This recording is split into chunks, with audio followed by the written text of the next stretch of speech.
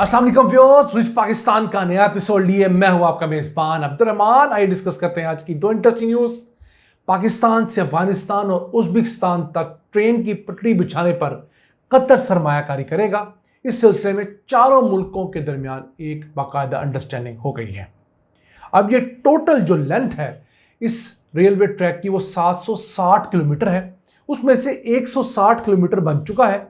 600 kilometre के लिए सरमायाकारी दरकार थी जो तकरीबन 5 अरब डॉलर्स है। उसमें अगर कतर सरमायाकारी करेगा तो पाकिस्तान के लिए सेंट्रल एशिया और सेंट्रल एशिया के लिए पूरी दुनिया खुल जाएगी। इस अहम खबर को डिस्कस करेंगे।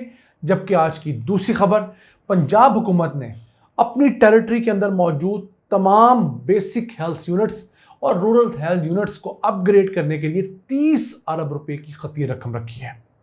याद रहे, पंजाब के अंदर 2461 BHUs हैं और 293 RHCs हैं।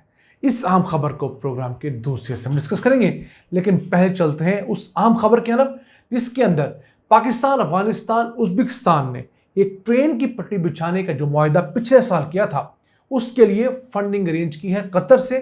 कतर इस रेलवे ट्रैक को बनाने के लिए तकरीबन 5 अरब डॉलर्स की सरमायाकारी पर आमादा हो चुका है।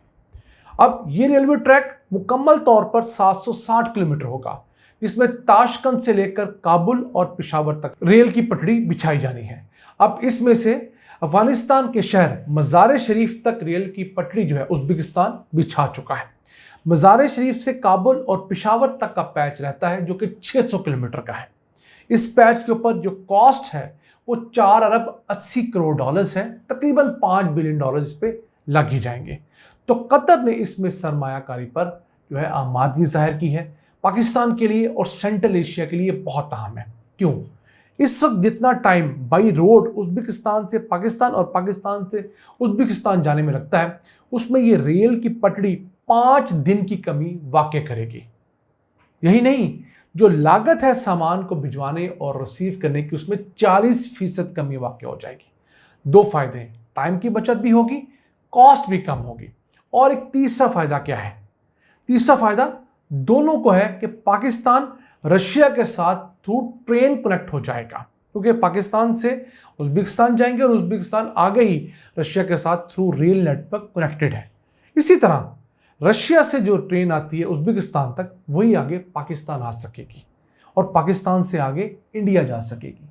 फ्यूचर में अगर पाकिस्तान और चाइना का रेल लिंक डेवलप होता है तो ये रूट भी लिया जा सकता है जो चाइना के ईस्टर्न प्रोविंसेस हैं जो कि मुसलमान आबादी वाले मुल्क हैं। तो बड़ा अहम प्रोजेक्ट, बहुत सालों से इसको डिबेट किया जा रहा था। इसकी फंडिंग कभी ADB से अरेंज करने की कोशिश की वर्ल्ड बैंक से नहीं। अगर उम्मीद करते हैं कि कतर इस काम में अगर पैसा लगाएगा तो पाकिस्तान के लिए सेंट्रल एशिया की बहुत है। फिर उज्बेकिस्तान इस वक्त अपनी 80% ट्रेड जो है वो काज़ाकिस्तान, रूस और बेलारूस के थ्रू करता है। तो वो चाह रहा है कि अपना रूट चेंज करे और गर्म पानियों की तरफ आए, यानी कि अरेबियन सी की तरफ रास्ता पाकिस्तान आए, ताकि उसकी तिजारत के नए रास्ते खुले। वस्ती एशिया से लेकर जो मशरक़ वस्ता के मुल्क हैं उनको आपस में कनेक्ट कर दिया जाए। तो ये पाकिस्तान के लिए भी बहुत बड़ा पोटेंशियल। अब देखते ही हैं कि अगले 3 से 4 साल के अंदर इस प्रोजेक्ट को कितनी तेज़ी से मुकम्मल किया जाता है। ख्वाहिश तो ये है 2027 तक मुकम्मल हो, लेकिन अगर ये 2028 तक भी मुकम्मल होता है तो एक्सपेक्टेड ये है कि सन 2030 तक इस कॉरिडोर के ज़रिए हर साल 10 मिलियन टन सामान से लेकर 15 मिलियन टन सामान की तरसील मुमकिन हो सकेगी। और ये दोनों टेरिटरीज़ के लिए एक बहुत बड़ा जैकपॉट होगा। फ्यूचर में अगर इंडिया हमारे साथ कश्मीर का इशू सेटल कर लेता है तो इंडिया इसी ट्रैक को यूज़ करके पूरे सेंट्रल एशिया में जा सकता है, आगे रूस तक जा सकता है। अब उज्बेकिस्तान अकेला नहीं, बल्कि उज्बेकिस्तान के साथ दीगर जो 5 मुस्लिम रियासतें हैं सेंट्रल एशिया की, वो भी इस ट्रैक में बड़ी एक अपनी आमादगी जाहिर कर रही है, अपना इंटरेस्ट शो करवा रही हैं। क्यों? उनको भी पाकिस्तान का रास्ता चाहिए, वो भी लैंड लॉक्ड हैं।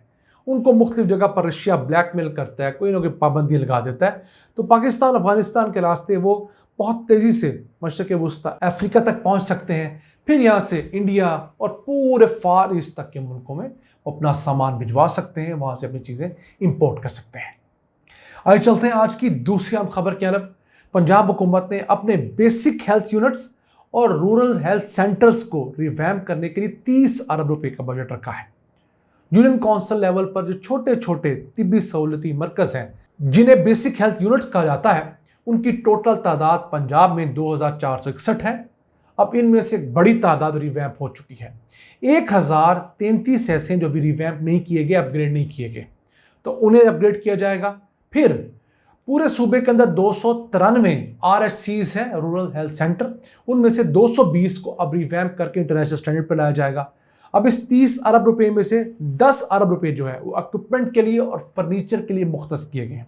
ये अच्छा है, वहाँ पर जो मुख्तलिफ तबी आलात चाहिए, फर्नीचर चाहिए, फिक्सचर चाहिए, AC चाहिए, कुर्सियाँ चाहिए, ऑपरेशन थिएटर का छोटा मोटा जो सामान चाहिए वो पहुँचाया जाएगा। अब ये जो रूरल हेल्थ सेंटर्स हैं या BHUs जो हैं, ये बेसिकली देखा जाए तो रीढ़ की हड्डी होनी चाहिए किसी भी हेल्थ सिस्टम के अंदर। अब पाकिस्तान के अगर बड़े अस्पतालों में आप चले जाएं तो ज़्यादा रश क्यों होता है? ज़्यादा रश इसलिए होता है कि छोटे इलाकों से लोग मुंह उठाते हैं और डायरेक्ट बड़े शहरों में आ जाते हैं। उनको लगता है कि अगर सेहत की सहूलत मिलेगी तो सिर्फ बड़े शहरों में मिलेगी। और इसकी वजह एक ये भी है कि बड़े शहरों के अंदर हुकूमत की सर्विलेंस है, छोटे देहात में यूनियन काउंसिल लेवल पर उस तरह सेहत की सहूलियात नहीं होती। तो अगर हमारी हुकूमतें इन BHUs को इक्विप करती हैं, वहाँ प्रॉपर डॉक्टर, ले डॉक्टर, टेक्नीशियंस मौजूद हों, अपनी प्रॉपर 8 घंटे की ड्यूटी दें, वहाँ पर आने वाले मरीजों को प्रॉपर ट्रीट किया जाए, तो हमारे जो बड़े अस्पताल हैं, जो DHQs हैं या टर्शियरी केयर हॉस्पिटल्स हैं, बड़े बड़े जो सरकारी अस्पताल हैं, वहाँ पर बहुत हद तक रश कम किया जा सकता है। बेसिकली ये छोटे छोटे अस्पताल हैं, इनका कॉन्सेप्ट ये होता है कि ये फिल्टर के तौर पे काम करते हैं।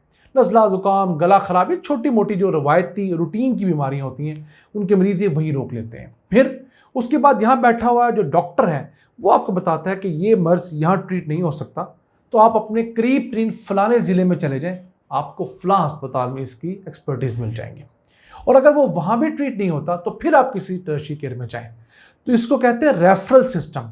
पाकिस्तान में आज तक हम लोग सरकारी सतह पर रेफरल सिस्टम इस्टेब्लिश ही नहीं कर सके। तो रेफरल सिस्टम बहुत ज़रूरी है कि पेशेंट की हिस्ट्री एक सिस्टम में होनी चाहिए और पेशेंट डॉक्टर की मर्जी से ट्रैवल करे, ना कि अपनी मर्जी से। इससे ये होगा कि चंद अस्पतालों पर बर्डन ज़्यादा नहीं होगा और चंद जो है दूसरे वो आराम से नहीं बैठे होंगे। उम्मीद करते हैं कि पंजाब के अंदर अगले 1-1.5 साल के अंदर ये सारे BHUs, RHCs डेवलप हो, क्योंकि इनसे गरीबों का, हमारे देहात में रहने वालों का बहुत फ़ायदा है। इसके अलावा पंजाब में एक और प्रोजेक्ट शुरू किया गया है जिसे फील्ड हॉस्पिटल कहते हैं, कंटेनर हॉस्पिटल। ये शहबाज शरीफ के दौर में भी थे, उस्मान बुज़दार के दौर में भी थे, अब उनको दोबारा टाकी शाकी मार के दोबारा फील्ड में लाया गया, चल लोगों को फ़ायदा हो रहा है। इसके अलावा क्लिनिक ऑन व्हील्स के नाम पर एक प्रोजेक्ट शुरू किया है। सूकी बोलान के अंदर एक डॉक्टर या लीड डॉक्टर को बिठाकर उसके अलावा एक टेक्नीशियन को बैठाया जाता है और मुख्तलिफ गाँव के अंदर वो गाड़ी जाती है, लोगों को बेसिक ट्रीटमेंट देती है। अब मसला ये आ रहा है कि इन प्रोडक्ट्स के लिए नई हायरिंग, नए डॉक्टर्स, नए टेक्नीशियंस नहीं रखे गए। BHUs के जो अमले के लोग हैं उन्हीं को यहाँ ट्रांसफ़र कर दिया गया है, तो BHUs खाली हो गए हैं। जहाँ पर अरबों रुपए की ऑलरेडी रिवैम्पिंग हो चुकी है, मजीद अरबों रुपया लगाना है, उनको छोड़ दिया गया है। उनके डॉक्टर्स अब गाड़ी के अंदर बैठते हैं, मुख्तलिफ गाँव में जाते हैं। तो ये काम भी हुकूमत को नहीं करना चाहिए।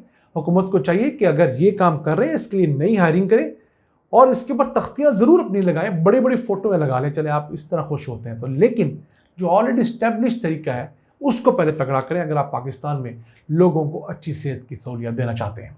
नाज़रीन, ये था आज का एपिसोड। हम उम्मीद है आपको पसंद आया होगा। अपनी सजेशन, अपनी आरा से हमें आगाह रखा करें। अपने मेज़बान अब्दुल रहमान को इजाज़त दीजिए। अल्लाह के बाद।